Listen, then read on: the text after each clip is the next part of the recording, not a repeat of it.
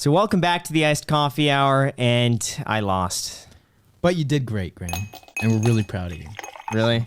I honestly, dude, Yeah. seeing you out there in the ring and seeing you walking up, man, I don't think I've ever been as proud as you. Proud of you as I have been in our entire relationship. So thanks. Yeah. Yeah, it was nerve-wracking. Like it reminds me, have you ever seen the movie Gladiator? No. You haven't? Okay, so the movie Gladiator, Russell Crowe, his character, whatever, is like back behind the gates and they're sending out people and you just see these people get mauled. And it reminded me of a scene like Gladiator, because you would see, like, we were backstage, you see everybody and they're all like hyped up and like really nervous, and you'd see them like people were really anxious, and you could tell like they're going into this not knowing what to expect. And so I would see them leave, and then you'd watch it on the monitor, and then it's like a scene from a movie where it's like you see them walk off on the monitor and you look over at the door and they're walking back. And I won't forget, like, you see them walking back, there's like blood on their nose, their whole eyes red. And the one guy was like walked in. I think he was walked in by like two guys, like holding him up, walking. Dude, it sounds like you were part. It sounds like you were part of Fight Club. So we should probably explain for those of you that don't know what we're talking about. True. Yeah. Graham was part of a boxing match called the Creator Clash. The main card was Ian Idubbbs versus Dr. Mike, and Graham happened to be fighting Michael Reeves. Yeah. And so he's talking about all these popular creators that apparently went out and came back like looking like warriors, you would say, huh? Yeah, but the one guy I'll never forget, he was walked back. Do you know who it was? Yeah, it was Ryan. And I remember him being as nervous as I was, and me looking at Ryan and be like, okay, it's cool that he's this nervous, so I'm not the only one. But when he comes back and I see his face just like lobster red, his one eye was just completely red. Blood was coming out of his nose. His nose was swollen up, and there are two people, like, two doctors, like, doing the eye stuff and like checking his pulse and stuff like that, and them saying like, hey, we recommend that you go to the hospital. And I'm like, we were the same level of nervous. And so right after that, I'm like, oh, Did you just get more nervous? Yeah, because you see everybody go in there and they're looking fine, and then they come back and they have injuries, every single person. And then I saw Minx and Haley just going at it. I'm like, oh, man. Because it's one thing to do a sparring session with the headgear and like, okay, head kind of hurts after, you're fine. But this is like the real deal, and everyone is going twice as hard as I would ever expect. So anyway, shockingly, I was so nervous leading up to it that like going up there, I was happy. I was actually really excited because it was going to be done. Yeah. It was the opposite. I never thought, because it was like I got rid of all my nerves ahead of time, and I'm like, oh, it's finally going to be over. Like I felt like this huge sense of relief. So walking there, like getting up on the thing, it was like, oh, finally, like I don't have to stress about this anymore. And just knowing that it was almost over was really relieving. And I was like excited for this almost to be over. And the other thing is that like everyone who walked back was like, I don't really remember what happened. And so I kind of went in there thinking, well, at least something happened. I'm not going to remember it. And it's true. Like, I remember. Very little. Because you're so like, I guess it's just like the adrenaline is like, and they say it that like, everyone is telling me and oh, you know what it was? I was talking to the trainer. Everyone's getting beat up. And I asked him, I said, why is no one like sticking with like what they learned? Why are they putting their hands down? Why are they doing this? And he says, well, when you get up on that stage, everything changes and you have to prepare yourself ahead of time. But there's only so much you could do until you actually get there, and your mind will sometimes just blank. And that was very true. And as much as I went in there thinking, okay, just don't put my hands down, back away, do this, like you know what to do. When you're up there, it's like, it's so weird. You go into like this survival mode where you forget everything. It's just like, you're not thinking technique. Do I duck down, and do I like nothing? You know what I have to say? Experience. You know what I have to say about the Creator Clash, though? I was at the press conference, which Jack didn't go to. But so I was at the press conference, and I read some of the YouTube comments, and people said it was a little cringy. Yeah. Now, I'm not going to, I'm going to agree a little bit where, everybody's a creator. They're trying to be funny. They're trying to be entertaining. But once the fight night came and you see the first people go at it, which were Dad and Watson. Was it? Yeah, Dad and Matt Watson. Yeah. So the first match is Dad and Matt Watson, and they come out, and Dad just clobbers him within 20 seconds, literally obliterated him. We knew that one was. We could all see it. We saw Dad backstage, and he was so hyped up. I mean, he was like doing, like just jumping up and down, and like he had these two guys next to him were like rah, rah, rah, just like nuts. But I think that's what set the tone for the night. Yeah. Like, because imagine if that didn't happen. I feel like the tone would have been a little bit, a little bit more relaxed. Yeah. I think that definitely set a tone for the night. I felt really bad going into. I'm like, is that what all of them are going to be?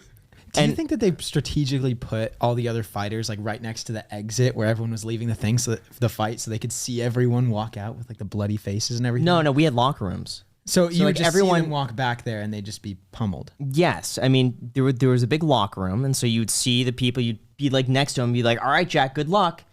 10 minutes, you would come back, and you're like a different person. Would the opponents be in the same locker rooms? They were the locker room next, so you couldn't go mingle with the opponents or anything. I mean, you could, but all of us kind of stuck together. Do you think part of your nerves and the way that you forgot everything when you were boxing was caused from like having a live audience and it being live streamed? Yeah, it was the pressure of like whatever I do is going to be seen by like I don't know how many millions of people, and so that pressure of just how many people are going to see this.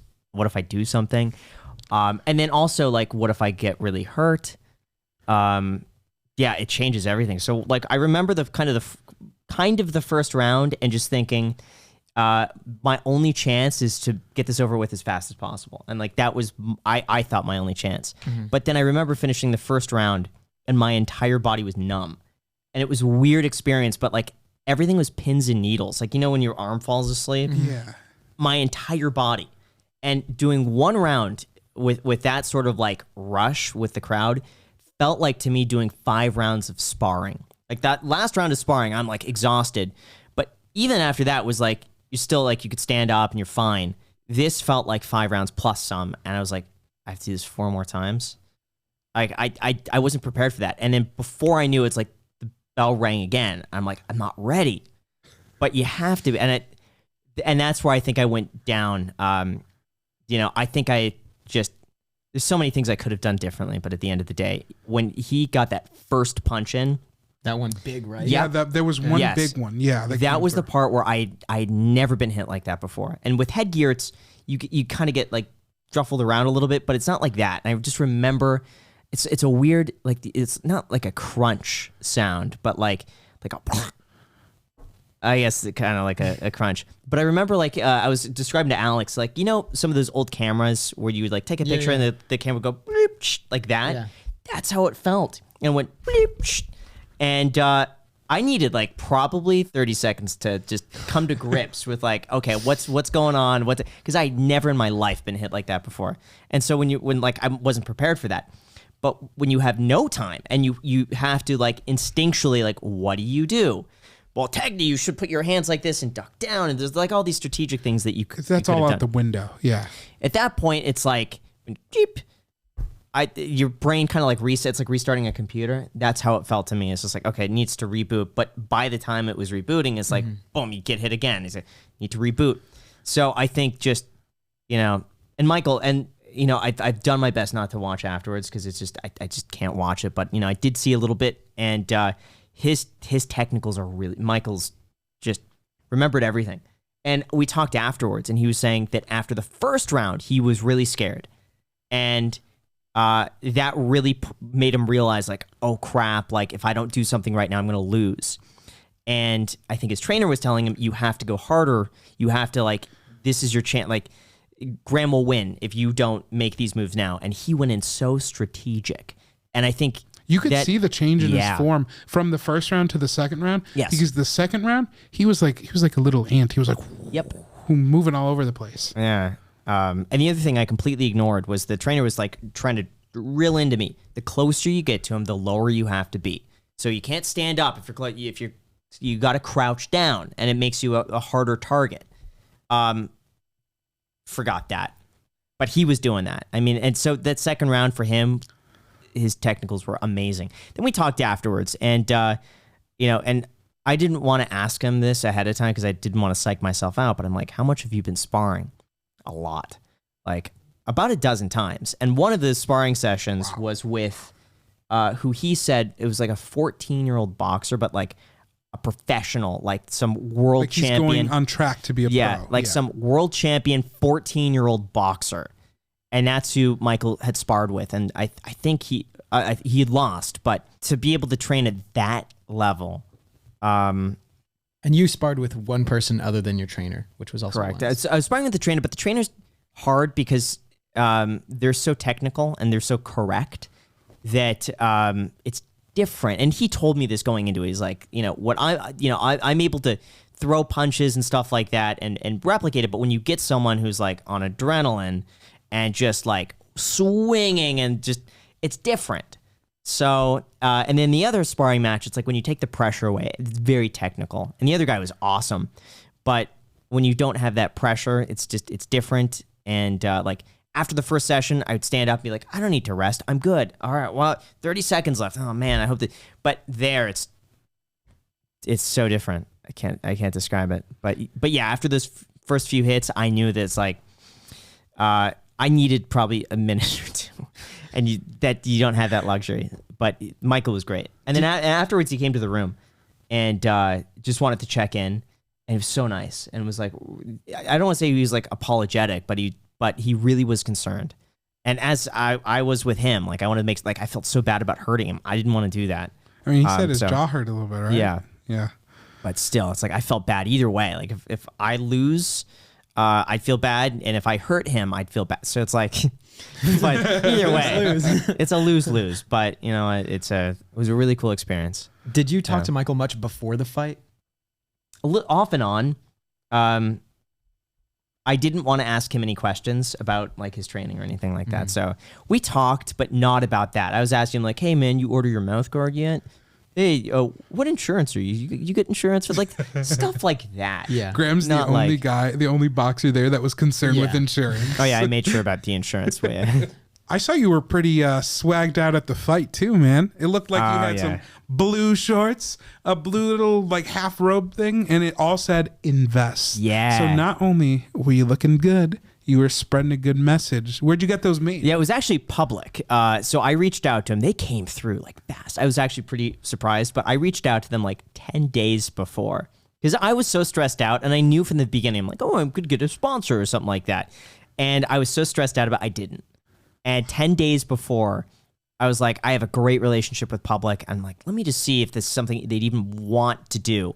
And I emailed them, and they got back to me immediately like, yeah, no, we would love to. We think it's a great cause. But so anyway, so they ended up sponsoring it, and it was such a fast turnaround time because so they said yes, and then like a few days later, they sent out a contract for me to sign, and then I signed it, and it took like another few days.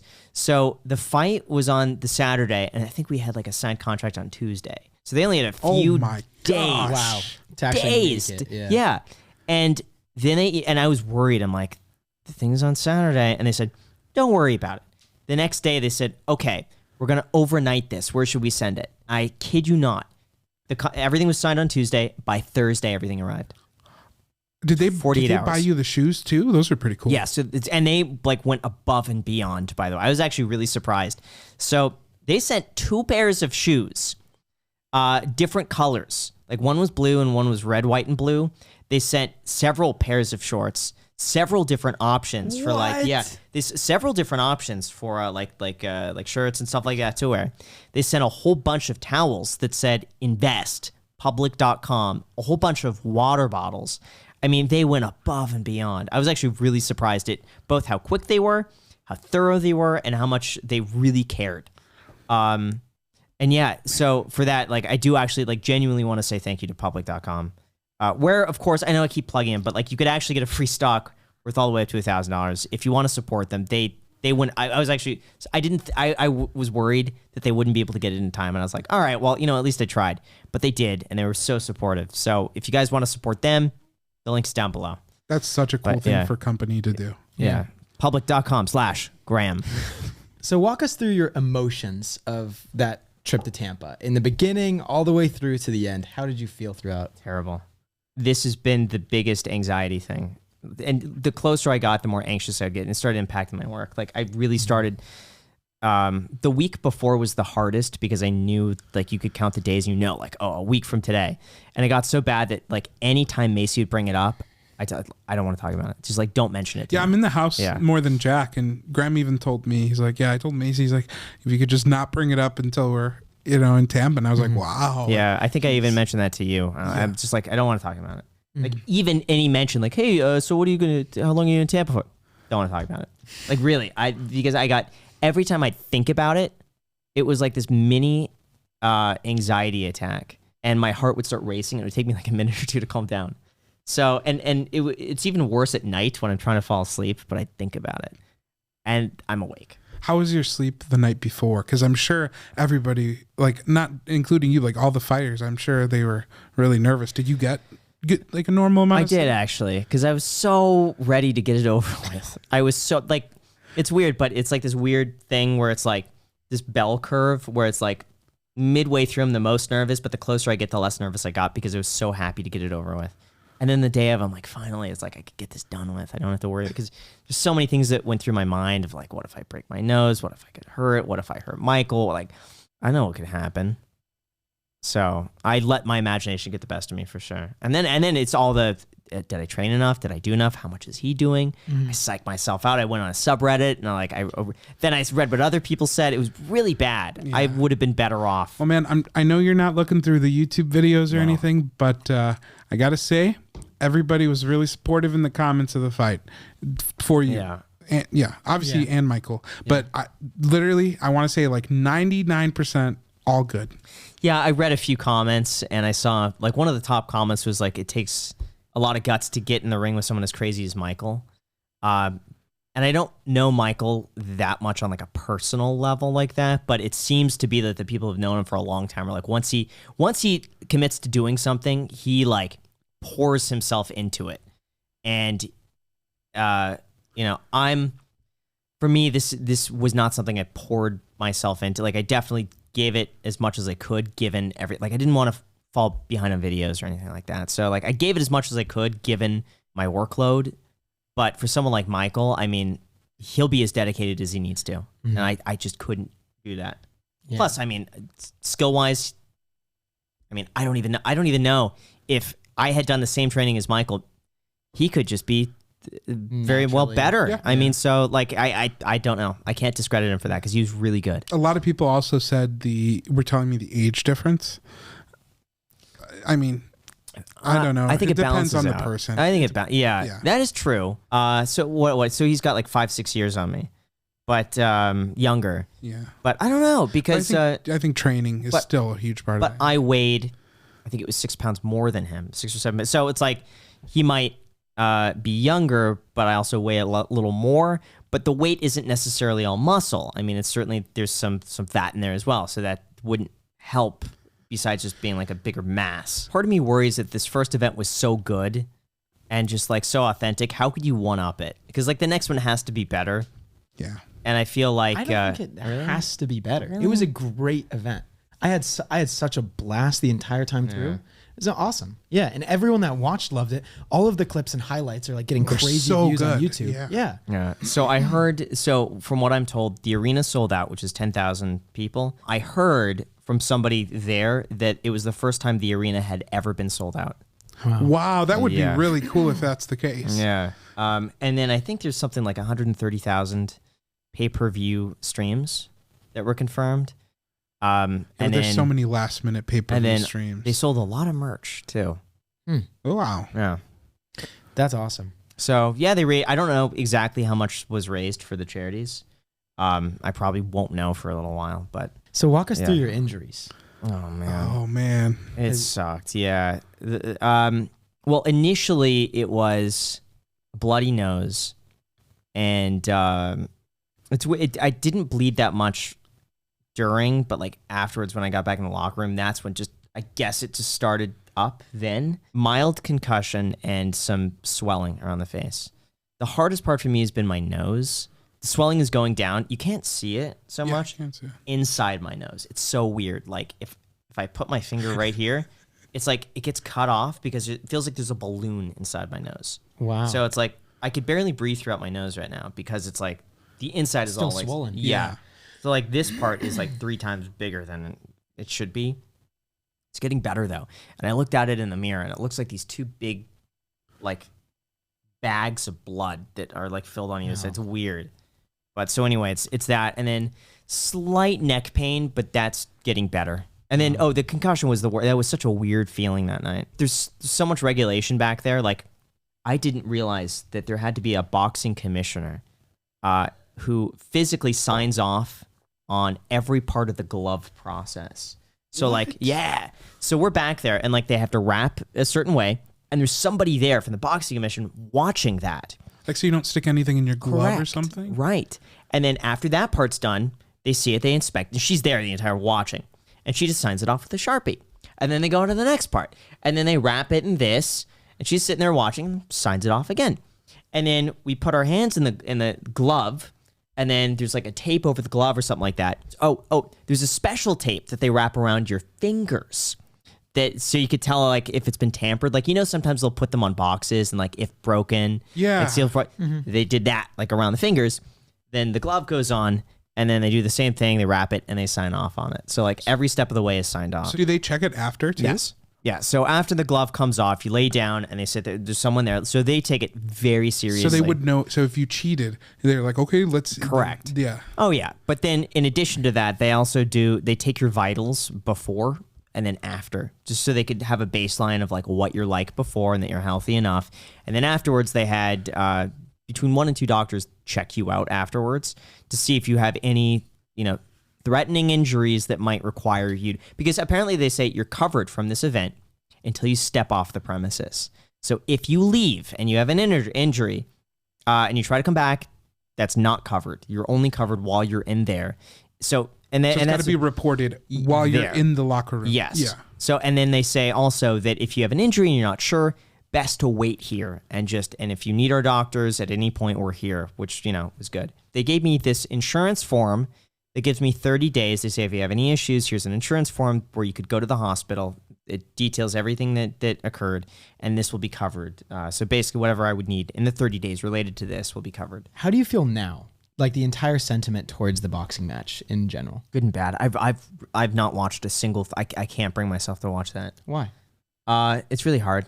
I just can't do it. Because you don't want to watch yourself get punched, or you don't want to feel the sensation that you were feeling during the boxing match? Yeah, both. Because it was so intense for me that like I can't watch that again. Tell them about the bell. Oh gosh, yeah. Macy was making a video on this, and like I heard it in the background. Like I immediately had to leave because it's like the bell going out, like ding ding, or like whatever it is. It brought me back to that moment of like just all the fear and anxiety, and it reminds me of like, you know. Dude, it sounds like PTSD. It sounds like, but I don't want to like. I think it's called like association or something like that. But I don't want to call it PTSD because I know people have it way worse than that. Yeah. And I know it's all relative, but still, it takes me back to like that moment and the fear and the anxiety and just I can't watch it. And then I remember from my perspective that night, and if I don't want to see it. I don't want to watch it. It could just be because it's so fresh. I mean, you know, I'm sure maybe if you give it some time, you know, maybe eventually you'll be curious to watch it. You'll pull it up. But definitely just take the time that you need. There's no rush, you know? Yeah, I can't watch it. Maybe at some point. What about you, Jack? Yeah.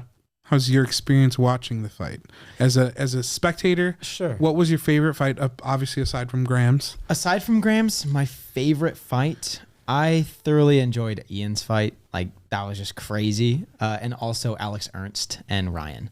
That was the most intense for me. Haley and Minx too. Yeah, that one was also up there. So all of the fights were great. My experience with the event was fantastic. I had such a fantastic time. And seeing Graham, like I said, walking out of the thing and everyone's like cheering him on and he goes and stands up there and then seeing him land a few punches on Michael, that was so cool. I knew it was like he was going to get a bunch of texts, but like, you know, as your friend, like we all had to text you like, hey man. Yeah, I appreciate it. And I was just like, oh, like I was so, like I felt so proud that like, you know, my friend, my boss, he's like doing this huge thing. Yeah. I think a big part of it also is like seeing that that's something that's very atypical of you. Yeah. You went extremely far out of your comfort zone, and that's something I advocate for. And it made me really stoked to see you like do something that's new. Maybe you don't like it, maybe you do like it, but you used some weird logic like, oh, you're 80 and you're looking back on your life. Would you be upset if you didn't do it? Yes, you would. Okay, let's do it. Yeah, it's true. Like that too. And that still applies. Yeah. So I don't regret it. And you don't regret it at all? You feel really happy about it and everything? Yeah, I mean, obviously it's still like, I am disappointed. I felt like I didn't give it as much as I should have.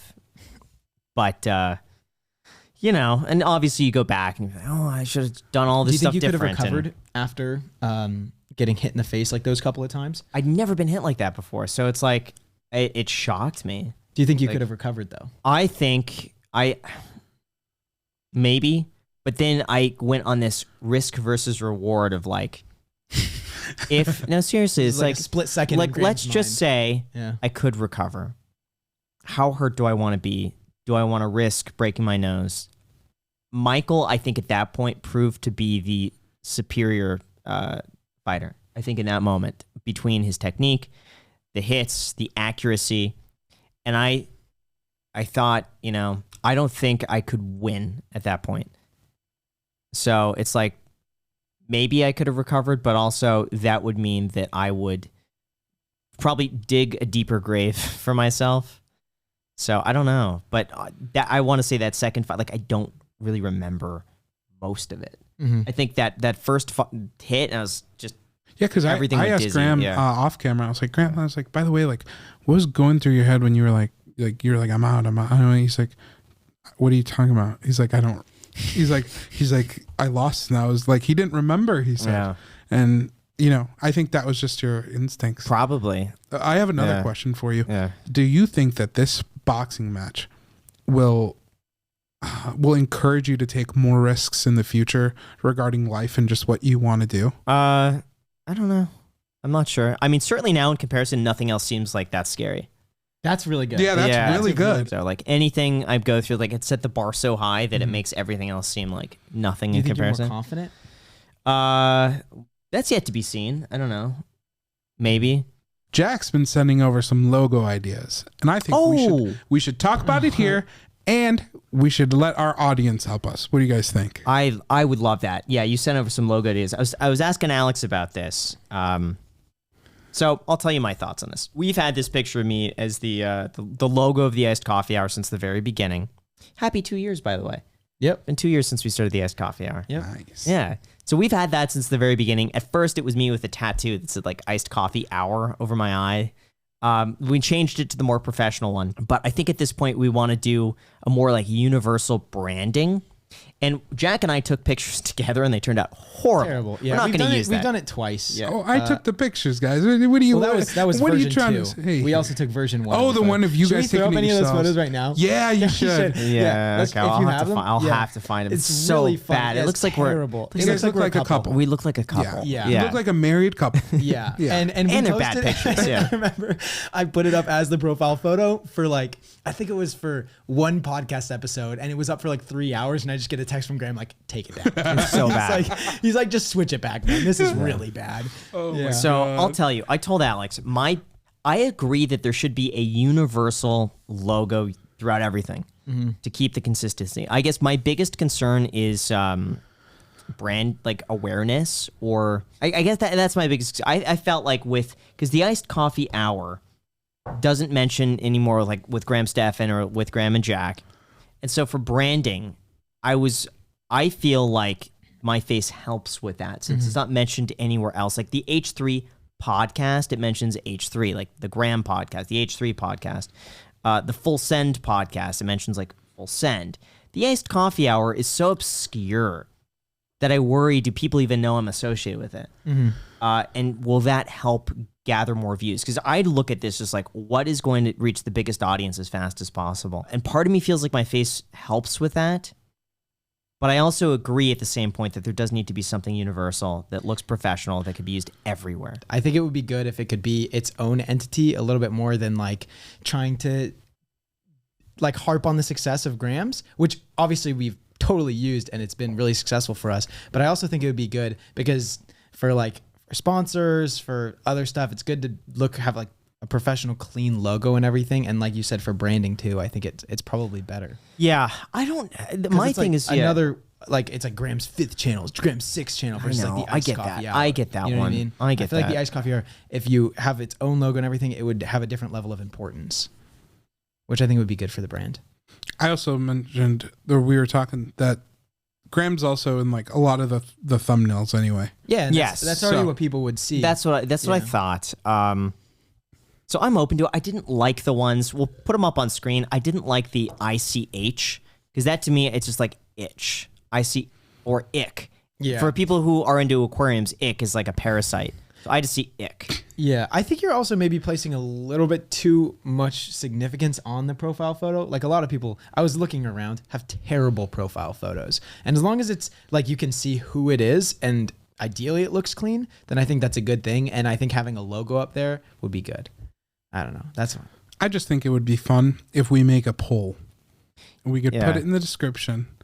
And we just let people see what they like. I would like that. You know what I like with Nelks is it's just like the Full Send podcast black background. I think it would look cool, just like a black background, iced coffee hour. And that's Too big. Too big? Really? When I was doing iced coffee hour clips back when I first started, I was trying to, I didn't want to use your face because I wanted people to be able to differentiate between the clips channel and the iced coffee hour channel. And I think I went with ICH, right? Mm-hmm. Isn't it just like it looks like a coffee or something? Yeah, ICH clips. And because it looks so tiny, you're like, but you know what would be fun that we could do is maybe offer like a certain amount.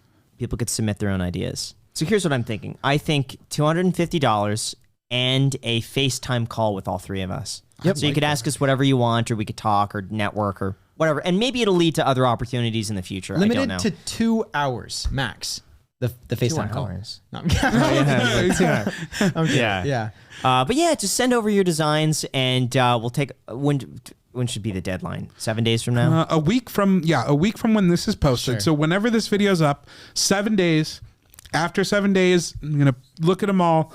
So after 7 days, don't send anymore because I'm not looking. And again, it should not say ICH. It looks like ick. Oh, one more thing I want to talk about. The market.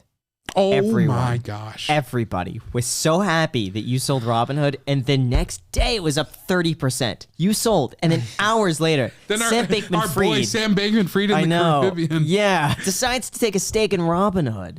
Yeah. Oh my gosh. How does that make you feel, man? Look, man. Have I not been telling you this for months? I know it's hard to reorient your brain, especially after that. I'm not a superstitious man. I don't think because I bought Robinhood it tanked, and I don't think that it went up because I sold. I think that it's just completely coincidence. Just coincidence.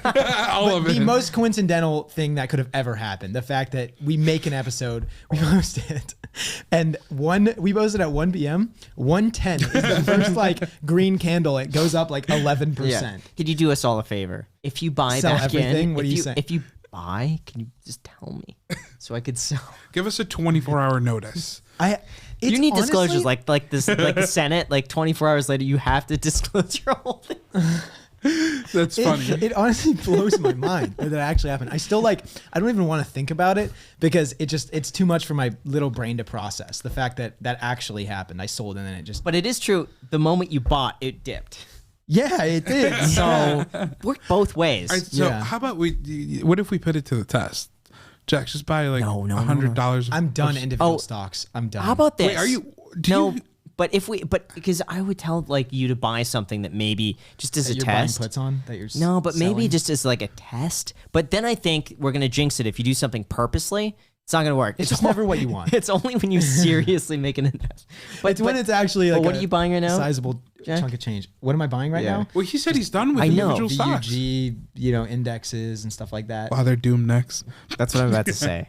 I'm always, but it's not like I'm just now buying it. I've held on. Are you actually done with individual stocks? Pretty much, yeah. Wow. Yeah. But So you got burned, you learned, or burned, you learned. Really? Yeah. So I'm not like I don't think it's a terrible idea, and it's like sure if there are companies, I still have Apple. Right, like I think Apple's a great company. I have Intel. I've held on to Intel for a super long time. I have some like select companies that I've held on for a while, but I'm not going out buying like the more speculative plays, the fintech companies with these crazy valuations. I'm just very small percent of my portfolio is individual stocks. When did you start buying index funds? I bought bought my first index fund probably. Not first, but like seriously buying index funds. Yeah. Okay, so I put $1,000 in SPY, I think, or XLF or something like that. Some like group, right, where they gather all the stocks together. And that was probably back in like 2015. Okay. Yeah. What about, did you buy in November of 2021? Probably. Yeah. Yeah, makes sense. Makes sense. That's it. Yeah. Anyways. See, now I'm worried that like you're buying index funds, and like that's the start of the recession. Yeah. That's the I wonder start. what happens when I short a stock, or if I buy a put on a stock. You know, is the same thing Let's gonna happen? not find out. No, I think that would be But good. the thing right? is, if you're doing it as an experiment, it's not going to work. Like, Yeah, you Jack has gotta to be committed to yeah, it's got to be like a serious chunk believe of it. change for me. Yeah. Yeah. It has to really believe. If Jack believes it, that's what we need. Yeah. Just let us know before you do anything. Deal. All right. So with that said, you guys, thank you so much for watching. Again, you could send to Alex your submissions for the Iced Coffee Hour logos. Also, big thank you to all of you guys who subscribe, hit the notification bell, who've watched the Creator Clash fight. Really appreciate it. And anything else, guys? You got to thank the people that made the drive just to see you. Oh, that's true. Because there were a few fans that were like, I only came here to see Graham. And you know what else? You know what we have to talk about too. Yeah, you know. Okay, go ahead. We met. Last note. Yeah. For the first time, DGB Antho. You got to put a picture up. Right Yeah, here. yeah. I'll put a picture here. He has been the guy from the very beginning who's been like helping us with title thumbnails, with rankings. We've mentioned him multiple times here on the podcast. You go to his channel and he's clipped out the parts where we've talked about him. When he does that. And I have to say, so nice, so smart. Really appreciated that. And it's good to like finally meet some of the face to the people. name. Yeah, when you talk online for such a long time, it's cool to like finally meet the person behind the comment. So that really means a lot. So, and for everyone who made the drive out or who watched it, like that seriously means a lot. So, and I wish I could just meet everybody. Maybe we could coordinate something like that at some point, but really means a lot. We do another meet and greet like Dave Ramsey, just walk up on stage, picture, leave. Anyway, guys, thank you. I really appreciate it. And subscribe. Till next time. Cool. Great. All right, good.